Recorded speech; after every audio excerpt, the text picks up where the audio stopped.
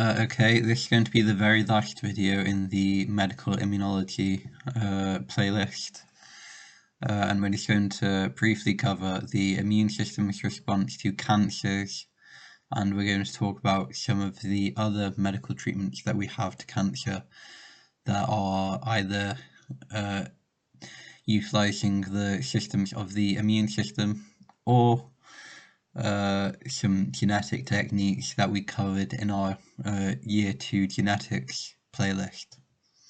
So let's get into it. Cancers are caused by oncogenic mutations, which are just mutations that lead to the creation of cancer cells. So they may be mutations in genes responsible for the control of the cell cycle.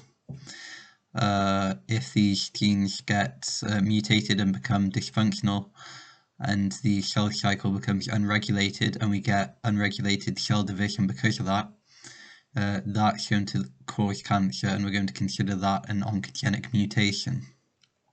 So these mutations result in unregulated proliferation of cells, leading to cancer formation.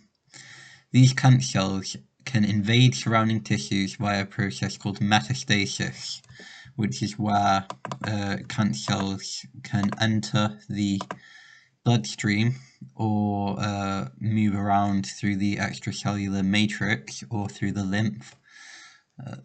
lymphatic system.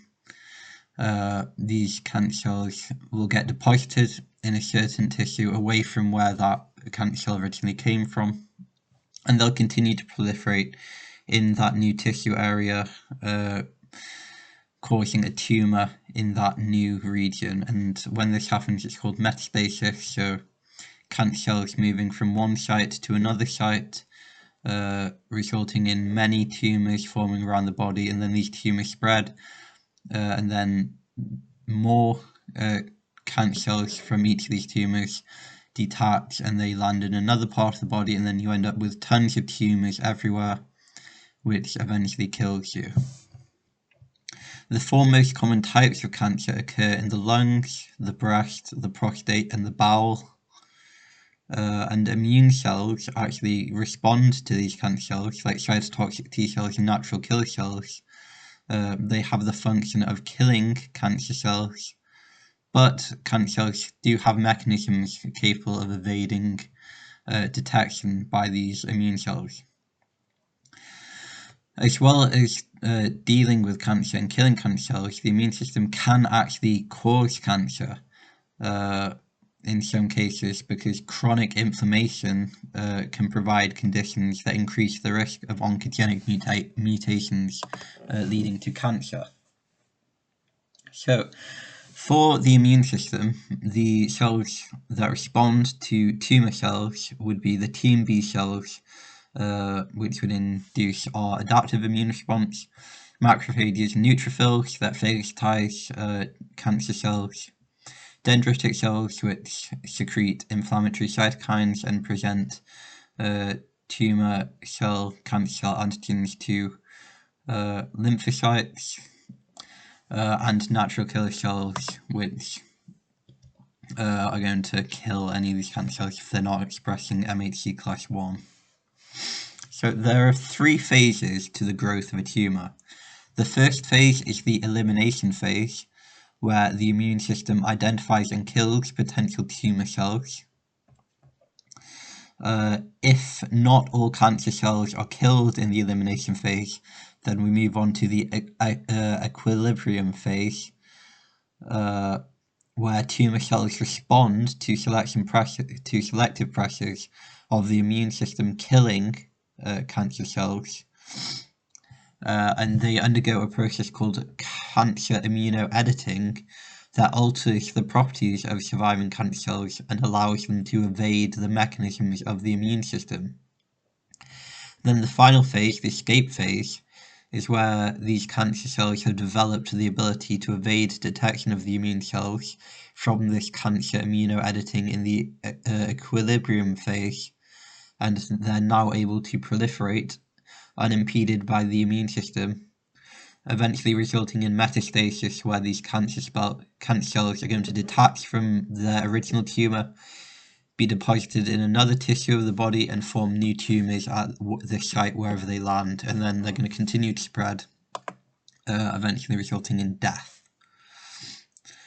Cancer immunoediting involves the downregulation of immune cell recognition receptors, so for example MHC class 1 or MHC class 2, which would activate cytotoxic T cells or helper B cells.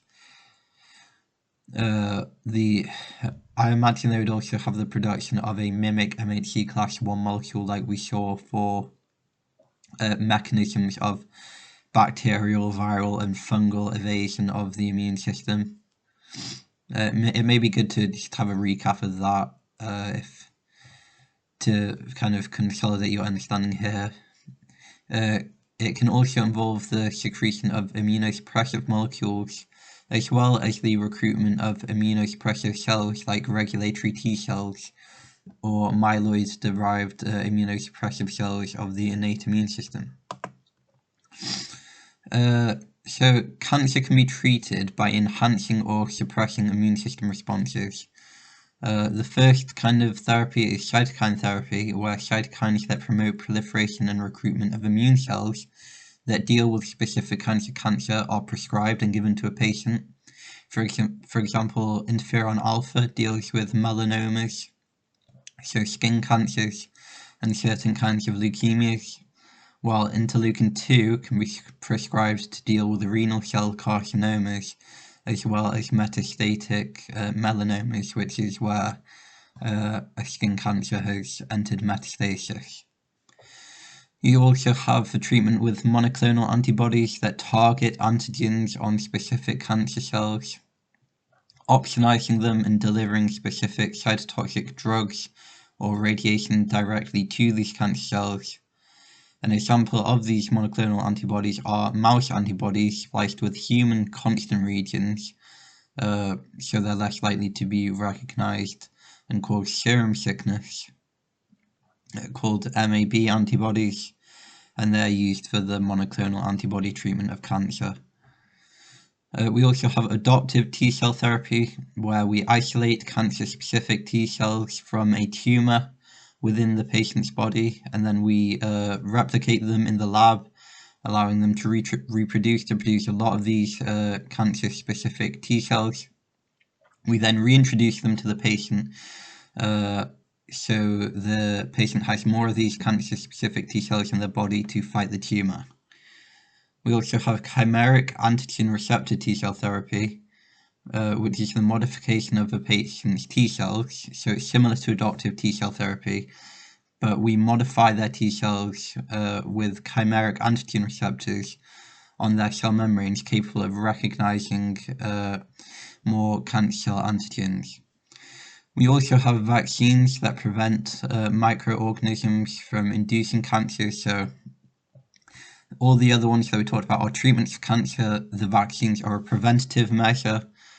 For example, the HPV vaccine prevents some cervical cancers, and the Hep B vaccine prevents some liver cancers, and both these are caused by microorganisms. So the vaccines just essentially make us immune to these kind of cancers by making us immune to the microorganisms. Use of gene-specific Cas9 complexes that remove an enzyme called poly-ADP ribose polymerase. They remove the gene that codes for that enzyme. That enzyme is responsible for DNA repair. So by removing this gene, the cancer cell is unable to repair their DNA.